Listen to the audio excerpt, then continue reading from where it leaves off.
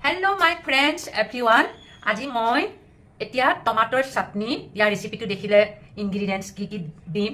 দেখি পাব উইথ আলু পৰঠা বনাবলৈ লৈছো ব্ৰেকফাষ্টৰ কাৰণে ওকে এয়া কেৰাহীখন গৰম কৰিলো ইয়াত এতিয়া মিঠা তেল দিছো তাৰ মানে সৰিয়হৰ তেল আৰু ইয়াত জিৰা কেইটামান দিটো কমাই দিও তাৰ পিছতে সৰিয়হ গুটি কেইটামান with এয়া কাশ্মীৰী মিৰ্চ বুলি কয় যে এই ডাঙৰ ডাঙৰ কাশ্মীৰী মিৰ্চটো আৰু কাৰি পাত্তা ঘৰতে থকা কাৰি পাত্তা মানে নৰসিংহৰ পাত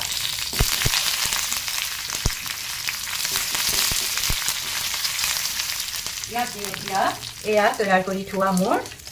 ভাগ ভাগকৈ যিটো বস্তু য'ত দিব পিঁয়াজটো দিছোঁ এয়া পিঁয়াজ লম্বা লম্বা কাটি দিছোঁ পাতল পাতলকৈ তাৰপিছতে এয়া কেঁচা জলকীয়া যিটো নেকি ৰঙা পৰিলে পকি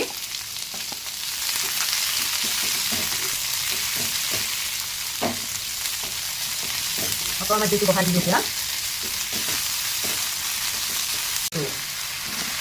পকা ৰঙা টমাটৰ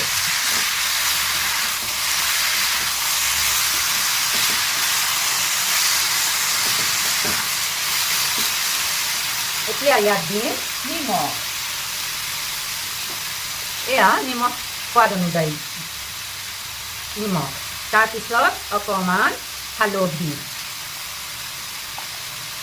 এয়া হালধি অকণমান দিলোঁ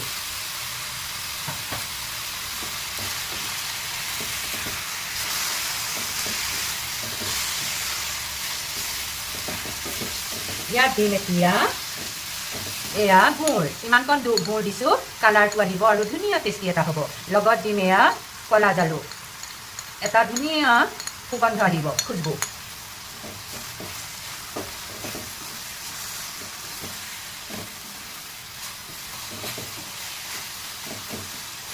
ইয়াত দিম এতিয়া এয়া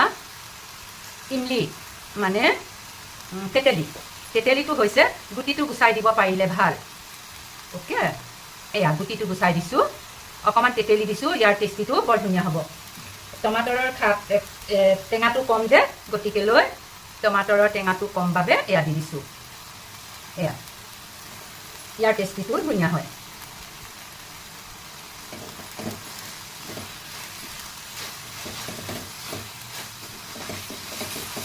এয়া হ'লে এতিয়া এইখিনি এতিয়া মই মিক্সিত পিচিম অলৰেডি আগতে এয়া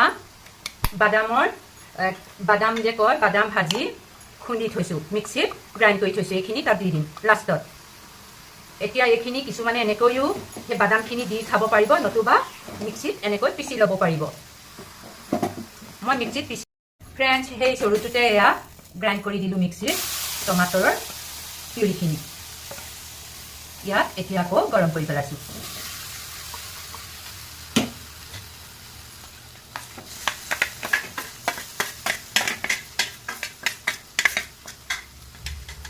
লগে লগে এয়া